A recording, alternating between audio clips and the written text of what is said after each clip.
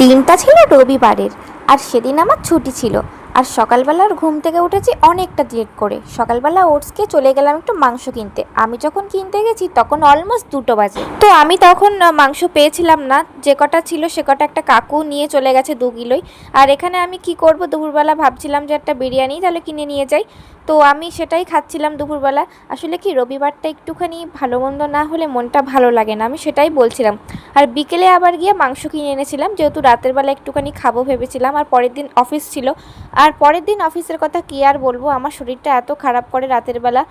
আমার অফিসে যেতে অনেকটাই লেট হয়ে যায়। আমি পুরো 11টা সময় অফিসে গেছি। আর এখানে আমি একটু স্টেশন থেকে চা খেয়ে নিলাম। চাটা পুরোপুরি খেতেও পারিনি, দেখি ট্রেন ঢুকে গেছে। আর এই ট্রেনটা এতটা ফাঁকা ছিল, কারণ অফিস টাইমে তো এটা ছিল না, তো সে কারণেই ট্রেনটা এতটা ফাঁকা ছিল। আর লাঞ্চে করে নিলাম আগের দিন মাংস, আর ভাতটা একটু ভেজে নিয়ে গেছিলাম যাতে না পচে যায়, কারণ খুবই গরম, এখন ভাত না ভেজে নিয়ে গেলে পুরো পচে যাচ্ছে।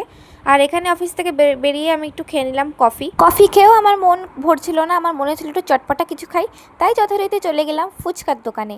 আর এখানে দাঁড়িয়ে আমি ফুচকা খাচ্ছিলাম। আমার এতটা ঝাল লাগছিল না, কি বলবো, কাকু এত ঝাল দিয়েছিল। আর বেশ ভালো লাগছিল, ফুচকাগুলো বেশ বড় বড় ছিল। তোমাদের কার কার এরকম আমার মতো ফুচকা খেতে ভালো লাগে আমাকে অবশ্যই কমেন্ট করে জানাও। আর তারপরে কয়েকটা ম্যাগির প্যাকেট আর কয়েকটা পাস কিনে আমি চলে গেলাম বাড়ির দিকে।